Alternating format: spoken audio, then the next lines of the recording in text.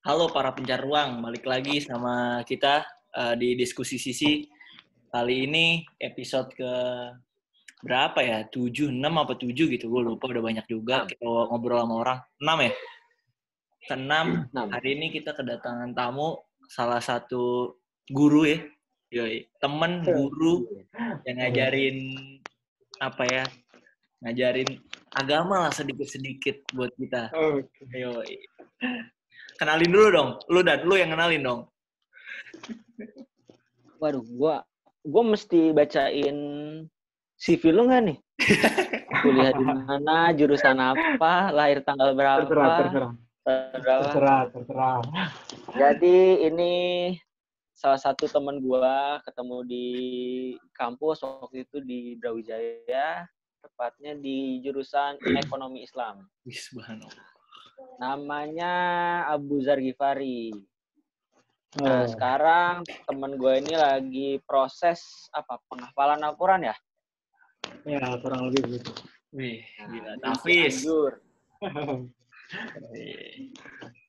Ya, sedikit-sedikit lah. Gif, kalau lu dong, lu mengenalkan diri lu. Kalau lu nggak mengenalkan diri lu secara utuh, takutnya gue ada salah-salah ngomong. Lu mau dikenal sebagai apa? Iya. Ya, gue... Assalamualaikum warahmatullahi wabarakatuh. Waalaikumsalam. Apa dulu nih semuanya?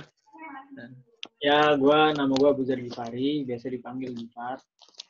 Ya, atau Ghifari, terserah lah. Gue... iklan ya. Oke, lanjut. Iklan. Biar nggak terlalu tegang. Iya. Ya, gue... Asal gue dari Tangerang. Gue sempat kuliah di Brawijaya sama kalian ini. Nah itu Farhan dulu temen kelas gue, dia dipanggilnya AA. Jadi dia jadi AA. Iya. Harusnya gue ganti nama. Lanjut. Gak bisa di sini. Ya gue di sana kurang lebih 4-5 tahun. Setelah itu gue selesai kuliah dan gue ngelanjutin sekarang ada di ngambil program tahfiz. Sekarang gue ngambil program tahfiz di Cianjur tepatnya. Oh, di Cianjur. Oh iya, di Cianjur. Gif, gue mau nanya ini. Kalau jadi penghafal, kegiatannya sehari-hari ngapain, Gif? Ceritain dari pagi lu bangun sampai lu tidur. Kalau jadi penghafal Quran, kegiatannya ya mungkin agak sedikit berbeda ya sama teman-teman yang hafal Quran ya. Iya. Yang bedanya nggak banyak. Ya mungkin kita lebih sering berinteraksi dengan Al-Quran gitu aja sih.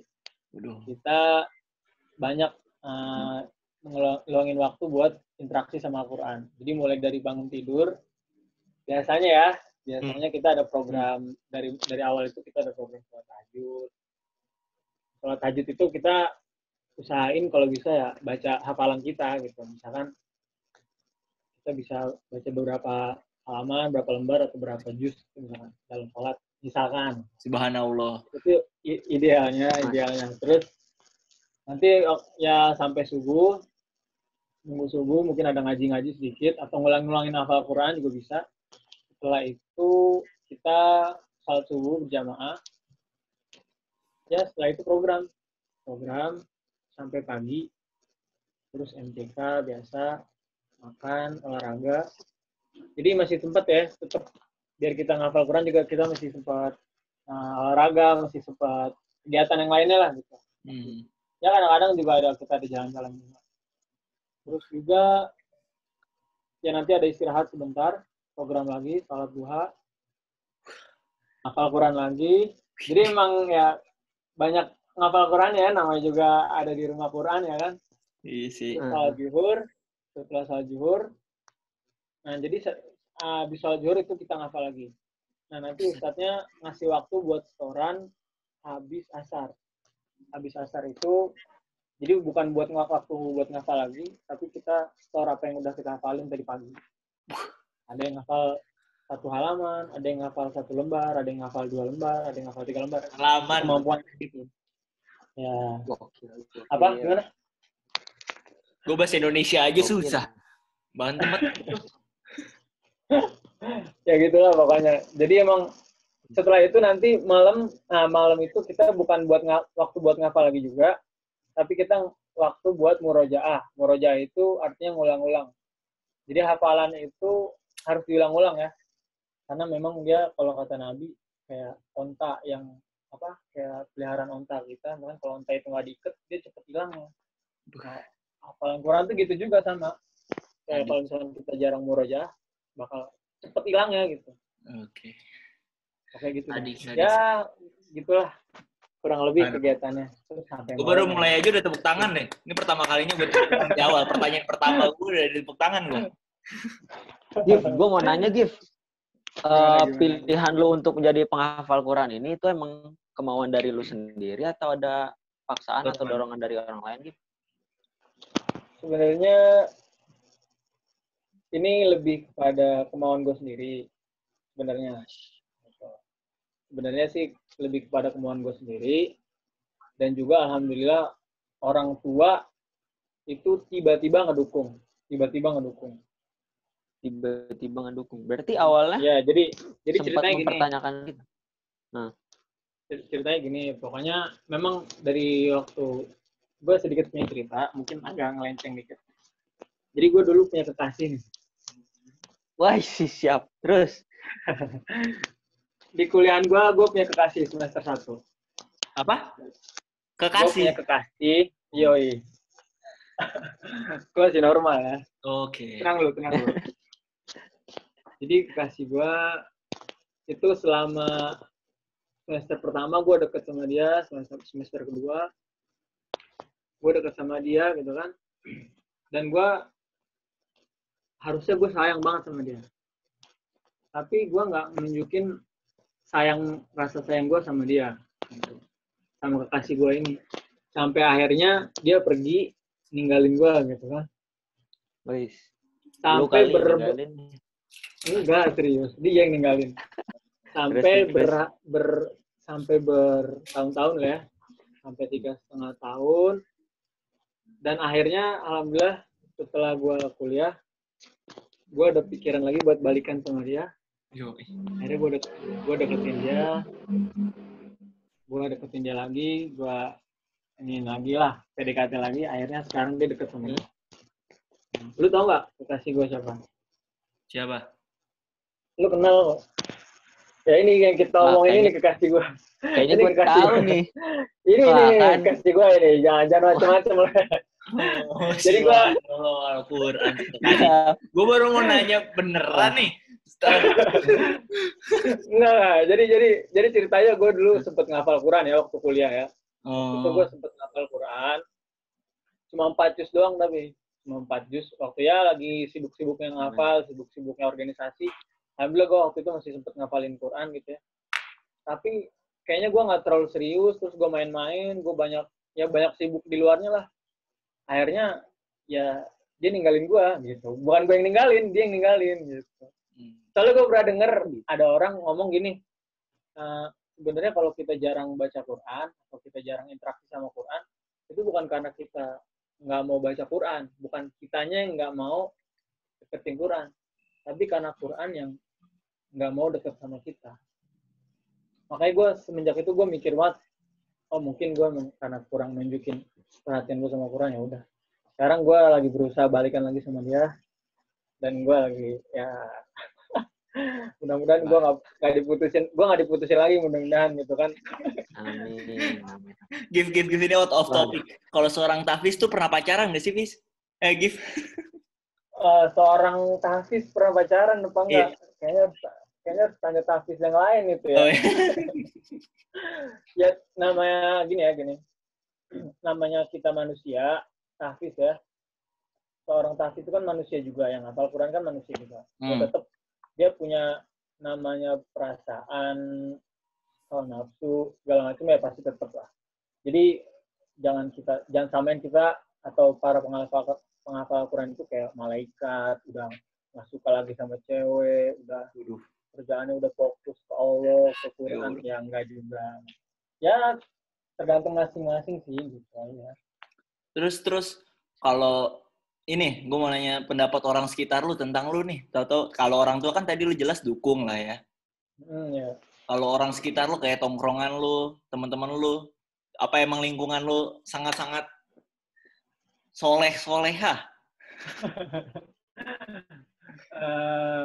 Ya, oh ya tadi gue sempat ini ya, sebelum gue ke situ, gue sempat tiba-tiba orang tua ngedukung itu ya emang gue tadinya udah mau kerja nih ya, tadi gue udah mau kerja dan gue udah dapet tempat kerjaan tempat yang insya Allah fix lah di situ misalkan itu gaji ya lumayan lah gitu kan. Nah tiba-tiba bokap gue nyuruh gimana kalau ngapal Quran aja dulu setahun apa 6 bulan atau setahun lah gitu. Oh ya udah cocok. Akhirnya ya udah gue ngapal dengan dibarengi niat yang kuat gitu ya. Akhirnya alhamdulillah gue ngapal. Nah, terus pendapat orang-orang sekitar tentang pilihan gue ini yang terutama buat saudara-saudara gue, ya, saudara adik abang gue, yaitu mereka ngedukung sih jelas. Terus saudara-saudara kayak dari saudara-saudara sepupu gue juga, alhamdulillah mereka semua ngedukung sih ya. Mereka semua ngedukung. Nah kalau teman-teman gue ini ya macam-macam lah pendapatnya, namanya juga kita kan ya kita main sama siapa aja ya kan, kita main sama siapa aja sama. Ya, pokoknya kita nggak membatasi pertemanan lah. Masa kita mainnya sama orang yang bikin mulu gitu, enggak juga. Ya soleh-soleh doang lah ibaratnya, enggak juga. Jadi ya mereka tanggapannya macam-macam. Ada yang bilang, ya lu udah umur segini ya kan, harusnya lu udah bisa nyari penghasilan, udah punya uang, lu ngapain ngambil program tahfiz lagi gitu. Lu malah, ya gitulah pokoknya lu ngebebani orang tua lu gitu. Ya sedikit banyak lah gue denger kayak gitu. Mungkin kalau misalkan kalau gue ambil hati sih ya, tapi gue ngambil hati alhamdulillah ya. Kalau gue ngambil hati mungkin gue agak kepikiran, tapi ya cara gue nanggepin omongan-omongan itu dan supaya gue dia ngebangkitin semangat gue lagi, ya gue mikirnya gini aja, ya insya Allah apa yang gue lakukan ini semuanya baik gitu kan, dan apa yang mereka lakukan pun baik gitu, semuanya baik dan nggak ada yang salah gitu. Kalau gue kerja pun gue nggak salah, gue ngambil Quran gue nggak salah juga. Toh gue ujung-ujungnya abis ini kan insya Allah udah selesai kan, gue pasti kerja juga ya kan. Ya, betul. Jadi gue mikirnya ya jalanin aja dulu. Toh ini buat investasi gue kok di akhirat kan gitu. Dan betul. Apa ya? Poinnya itu, dan terus yang kedua, kalau orang ngomong udah terlambat, umur udah segini masih belum bisa nyari uang. Pas gue lihat di rumah tahfiz gue ini ya, sampai pernah ada yang daftar itu umur 40 tahun, hampir mau 50 tahun. Ya. Jadi dia mau daftar tahfiz. Ada 2 orang, gue pernah ngeliat kayak gitu. Mereka mau daftar tahfiz, mereka dengan satu kepala sekolah, dia berhenti, itu dia cuti, habis itu dia ngambil tahfiz. Yang satu lagi juga guru, dia cuti dan ngambil tahfiz. Gue mikirnya, ini orang tua aja mikir, yang dimana orang tua itu kalau kata mereka ngafal itu mereka bebel ya. Lebih susah dibanding anak kecil ya, lebih susah dibanding anak muda gitu. Nah, jadi gue semakin mikir dari mereka itu gue ngambil pelajaran, ya gue tetap makin semangat aja gitu. Ya, insya Allah semuanya baik lah. Yang jelas ini buat investasi gue di akhirat, dan ini insya Allah buat hadiah buat orang tua gue gitu. Kalau mudah-mudahan, kan katanya kalau hafiz Quran itu bisa memberikan syafaat buat 10 orang keluarganya yang masuk neraka. Nah, jadi mudah-mudahan gue bisa memberikan hadiah buat orang tua lah. Kan orang tua gue ini soalnya udah banyak gue sakitin, udah gue banyak bikin susah, banyak gue bikin apa segala macam. Ya gue nggak bisa ngasih apa-apa. Gue kasih harta sebanyak apapun itu nggak bakal ngebalas kebaikan mereka. Ya. Jadi gue berdoa cuma supaya gue bisa masukin mereka ke surga kan gitu kan, asik kan gitu kan, sama-sama di surga. Ya gitu aja. Mantap. Masya Allah. Cuma parah cuma digeleng-geleng doang ya udah. Gue emang mantep. Gitu lah pokoknya ya. Jadi teman gue nih dulu pernah di kuliah itu kan ada pelajaran agama. Ada matkul agama. Dosen agama gue itu gabut banget. Kenapa? Sumpah gabutnya. pernah cuma absen doang, habis itu langsung pulang Gif ya. Iya, Nah, gue lupa kok. Terus pernah ada disuruh, kan setiap kelompok itu disuruh ngejelasin apa gitu. Dan pas Gifar ngejelasin apa gitu, itu menurut gua asik banget sih pembawaannya dia. Jadi mungkin kalau kita mau belajar sama dia enak nih, lu mau nanya-nanya apa nggak sama dia? Oke. Gini, Gif. Nanti lu nanya jangan susah-susah ya. Iya, enggak. Gua kalau pertanyaan gua susah biasa kayak UN sih. Nanti kalau susah gue searching dulu. Gif. Gua mau nanya nih. Apa namanya? Sekarang kan kondisi kayak gini nih, Gif. Ya. Kalau di sana kerasa nggak sih, Gif? Di Cianjur tuh, Gif? Udah mulai berasa belum sih pandemi kayak gini? Maksud, pandemi. Ya kerasa lah sedikit banyak. Tetap kerasa. Terus kalau sebaiknya sebagai Muslim, asik, kita tuh harusnya kayak gimana sih, Gif? Nanggepin kayak gini-gini tuh, Gif? Nanggepin pandemi ini ya? Yoi. Oke. Kalau dari perspektif gue sih, sebagai seorang Muslim gitu ya, bukan Muslim yang baik sih gue. Gue lagi belajar. Jadi udah nggak baik, kita gimana kan? Ya enggak lah. Jadi kalau menurut gue, ya kita yang pertama kita anggap ini sebagai suatu sebagai suatu ujian ataupun musibah dari Allah gitu. Tetap ya, ini nggak lepas dari kehendak dan takdir Allah ya. Yang pertama. Jadi kita nggak patut nyalain siapa-siapa gitu kan. Meskipun sekarang ini ya banyak beredar tentang teori konspirasi ya kan, video-video di WA, wah ini dibuat macam-macam ya kan. Ya lucu sih. Ya tapi kita tetap balikin semua ini adalah kehendak dari Allah lah pokoknya gitu. Itu yang pertama. Dan yang kedua, kita juga nggak boleh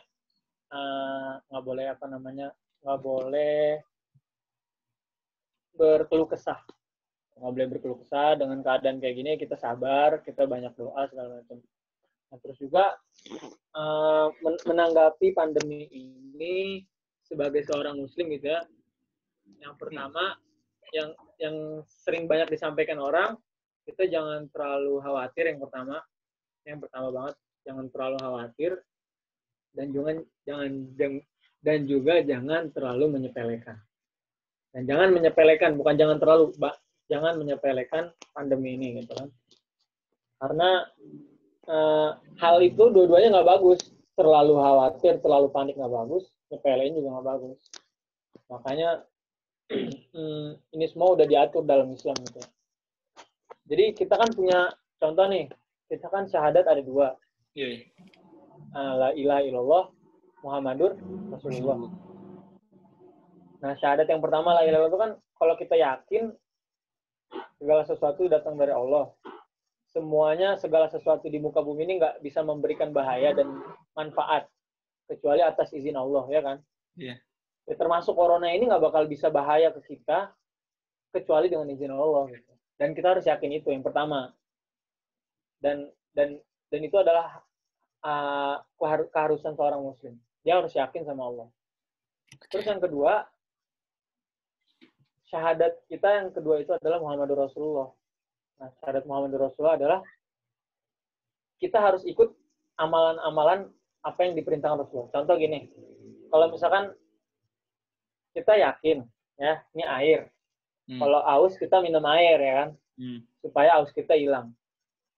Ya, kita balik ke syahadat kita, la ilaha illallah. Kalau air itu tidak bisa menghilangkan haus. Yang menghilangkan haus kan Allah kan gitu. Tapi kalau kita lihat Nabi kita, kalau beliau haus, ya beliau minum air. Nah, jadi di situ tuh. Yang pertama kita yakin air nggak bisa menghilangkan haus, makanan nggak bisa ngilangin kenyang, lapar. Nah, tapi kalau Rasulullah lapar, ya beliau makan gitu kan. Jadi syahadat kita jadi sempurna kalau kita yang pertama kita yakin, yang kedua kita minum atau makan itu karena ikut Rasulullah atau yakin. Jadi gue minum ini bukan mau ngilangin haus, bukan cuma sekedar mau ngilangin haus, tapi gue mau ikut sunnah gitu kan. Misalkan minum pakai tangan kanan, ya kan? Ini baca bismillah. Nah itu gitu maksud gua. Nah sama kayak kita nanggepin pandemi ini juga, kita nggak boleh nyepelein. Bilang misalkan, ngapain nggak usah takut sama corona, nggak usah takut sama pandemi, udah sholat di masjid, sholat ini gitu ya kan, ngumpul-ngumpul santai, kita keliaran kemana-mana, jalanin aktivitas bagaimana biasa. Padahal nggak begitu. Jadi emang udah diatur, bahkan kalau di situ ada wabah kan kita nggak boleh ke situ. Dan kalau di tempat kita ada wabah kita nggak boleh keluar. Itu udah diatur dalam Islam. Ya jadi kita menanggapi itu semua ya dengan inilah, dengan kembalikan lagi kepada yang harusnya di dalam Islam bagaimana. Menurut gue. Jadi begitulah. Dan kita tetap bisa beraktivitas kan, alhamdulillah. Motor kenceng banget. Ada iya, kedengeran ya? Kedengeran. Iya, kedengeran. Gabut banget. Kayak ranking gitu Gue di teras nih bro. Lanjut. Iya, pokoknya kalau kita seorang muslim itu pokoknya sempurna lah menanggapi itu semua. Oke. Jadi nggak ada cacat lah pokoknya. Gitu lah. Ini jujur ya, gue udah berapa ya? 6 minggu. 8 minggu kali ya, hampir 2 bulan gue nggak sholat Jumat, Gif. Wah gila, rasanya kan resah banget. Dulu kan waktu gue kecil nih, lu 2 kali nggak sholat Jumat, kafir lu gitu kan dulu tuh. Waduh, tiga kali nggak sholat. 3 kali nggak sholat Jumat, kafir lu. Waduh, takut banget kan. Sekarang 2 bulan cuy, udah lebih 3 kali tuh gue kafirnya double. 3 kali triple lah. Triple ya. Nah, kalau gue sendiri, ini kan wajar banget ya, Gif ya. Wajar gak sih maksud gue? Terus baiknya gimana sih, Gif? Ya, sebenarnya itu karena memang sifat naluri manusia aja gitu ya. Jadi memang wajar sih kita sebagai manusia biasa melakukan suatu kebaikan misalkan. Terus kita nggak lakuin gitu. Itu akan terasa resah gitu. Contoh, kita ke kampus kan selalu bawa HP ya kan. Kita ke kampus selalu bawa HP dan bawa dompet misalkan. Dan kadang-kadang kita lupa bawa buku dan bawa pulpen malah gitu. Betul. Yang penting gue itu ke bawah. Nah, satu hari kita pergi ke kampus atau ke sana, kita nggak bawa dompet sama nggak bawa HP. Dan sebenarnya itu nggak apa-apa, nggak bikin kita mati, nggak bikin kita mungkin ada kesusahan-kesusahan lain gitu ya, komunikasi dan sebagainya. Tapi kan kita karena biasa kita ngelakuin, jadi kita resah gitu ya nggak? Kita resah. Dan sifat resah itu adalah ya sifat naluri, maksudnya ya itu wajar. Nah terkait sholat Jumat ini, emang karena kita biasa sholat Jumat ya kan, dan itu hukumnya wajib sampai dibilang itu udah jadi hadisnya anak-anak ya. 2 kali lu nggak sholat Jumat, akhir lu darah lu halal, ya. Aduh ngeri banget sih emang. Ini 9 kali lagi ya kan. 9 kali. Triple. Ya itu semua wajar. Tapi kalau masalah dosa nggak dosa, kita kembalikan lagi kepada pendapat para ulama sih ya. Ini semua kan, kita kan nggak ngelakuin ini semua karena kemauan atau pengen nafsu kita gitu ya. Kemauan kita bukan. Karena ini memang arahan, apalagi itu dari ulama itu sendiri gitu kan, dari MUI, dari Majelis Ulama ya kan, dari ustadz-ustadz. Untuk apa? Untuk mencegah bahaya yang lebih besar datang kepada kita. Karena kalau di dalam agama itu kan kita harus ya ibadah segala macam, dan pilar itu kan salah satunya kita menjaga nyawa kita, menjaga harta segala macam. Nah, semua itu harus diseimbang gitu. Dan antisipasi kita nggak sholat Jumat itu kan diganti dengan sholat zuhur, bukan kita nggak sholat sama sekali, ya kan? Kalau kayak misalkan kita lagi perjalanan, ya sama aja kayak gitu uzur. Misalkan lebih dari 80 kilo, 90 kilo misalkan.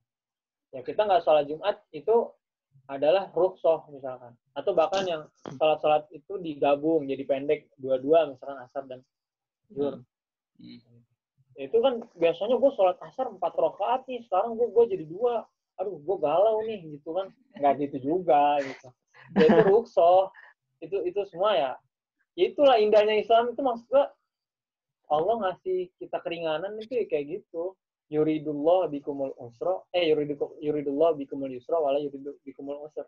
Allah itu menginginkan kemudahan buat kita, bukan menginginkan kesusahan. Ya ini wujud-wujud, ya tanda kutip, mungkin ada ulama-ulama yang berbeda pendapat, tetap wajib sholat Jumat, jangan takut, ini ya kita menghargai pendapat mereka. Tapi kan kita merujuk, sebagai orang Indonesia, kita merujuknya ya ulama Indonesia, Majelis Ulama Indonesia. Jadi menurut gue ya, insya Allah sih, mudah-mudahan itu semua nggak apa-apa lah. Amin. Ya, insya Allah. Tapi gue salut sama lu. Itu semua resah kita itu kan menunjukkan berarti iman lu bagus, Ri. Mantep. Iya, nggak sehebat itu juga sih. Emang keras. Siapapun kayaknya cowok-cowok biasanya kan gitu. Cuma penakalan kita di masjid waktu sholat Jumat, coy. Oh iya. Seminggu sekali ya kan? Ya, pokoknya gitu lah. Oke, siap. Gip, gue mau nanya dong, sepengetahuan lu, momen-momen kayak gini tuh ada nggak sih di zaman Rasulullah dulu? Momen-momen kayak yang gini? mirip kayak gini. Iya. Ada nggak sih di zaman Rasulullah? Gini ya? Iya. Setahu gua di zaman Rasulullah itu, wallahu alam ya, tepatnya ketika Rasulullah masih hidup, atau maksudnya di zaman-zaman kayak khalifah kayak Abu Bakar, Sayyidina Umar gitu ya. Yang jelas itu semua ada. Itu semua ada. Makanya Rasulullah bilang, itu ada hadis yang tadi sempat gua bilang, kalau kamu ada dengar satu berita ada wabah di satu tempat, kamu tidak boleh memasuki tempat itu. Kalau misalkan kamu dengar, kalau kamu ada di dalam situ, kamu nggak boleh keluar. Karena takut itu akan terbawa kemana-mana, penyakit itu akan menyebar kemana-mana. Kan gitu. Nah, itu menunjukkan bahwa Rasulullah itu udah mengatur itu. Dan memang itu di zaman sahabat dulu, tepatnya setelah Rasulullah meninggal atau Rasulullah masih hidup, gue kurang ingat ya. Gue agak lupa. Itu ada sampai para sahabat itu banyak yang meninggal. Kalau nggak salah, sempat itu di zaman dulu itu pernah korban meninggal itu 25.000 Muslim yang meninggal sebab adanya wabah taun itu. Nah itu sempat ada. Dan sekarang terjadi lagi. Dan ini sering terjadi kalau kita baca sejarah, mungkin sering terjadi ya. Wabah-wabah ini itu ya mungkin tingkatnya nggak separah ini mungkin ya. Mungkin sebelum-sebelumnya udah ada gitu kan. Wabah-wabah ini. Dan itu iklan lagi Farhan nih. Akhirnya sorry bro. santuy. Lanjut. Akhirnya semakin ngebuktiin. Jadi dulu Nabi pernah mengatur tentang wabah. Ngapain sih Nabi ngatur tentang wabah? Oh, ternyata begitu ada wabah, kita lihat hadis Nabi, oh Nabi udah ngatur. Kayak gini loh aturan mainnya. Akhirnya ada yang menerapkannya seperti gaya lockdown, ada yang PSBB. Itu semua sebenarnya aturan Nabi kan. Okay. Jadi ya, artinya itu Islam itu sampai sedemikian ngaturnya gitu. Jadi kalau sampai termasuk tentang sholat Jumat tadi, misalkan seandainya ada orang-orang yang gara-gara sholat di masjid misalkan kena corona, akhirnya kan, wah itu Islam nggak mengatur tuh di agamanya, akhirnya di tempat sholatnya jadi tempat penyebaran virus, kan jadi nggak enak dengernya kan. Ya makanya akhirnya dengan gamblang hati ulama itu memberikan, udahlah sekarang kita dengan keadaan kayak gini sholat di rumah, termasuk sholat Jumat di rumah. Itu kan karena ada aturan waktu di zaman Nabi dan para sahabat. Ya kurang lebih kayak gitu sih. Cuma untuk lebih detail lagi gue kurang tahu gitu kapannya terjadinya. Give. Ini balik lagi ke topiknya. Lu lebih senang disebut tahfiz atau ustadz, apa sarjana ekonomi, apa ahli agama, ahli muslim, atau apa nih? Senangnya lebih disebut apa nih? Kan jelas kelas kita ibaratnya beda nih sama Farhan gue. Nggak mungkin lah. Apa?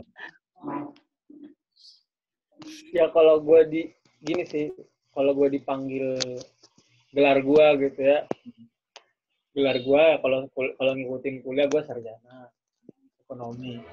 Tapi itu kan maksudnya itu udah gue dapet, gelar itu udah gue dapet. Atau misalkan gue ngafal Quran. Dan orang misalkan manggil gue Hafiz gitu ya, kalau misalkan penghafal Quran atau Hafiz Quran. Atau misalkan gue pernah misalkan belajar agama, orang manggil gue Ustadz gitu ya. Sebenarnya gelar-gelar itu, dibalik gelar itu ya, orang itu kadang enteng aja sih ngomong gitu kan, Pak Ustadz.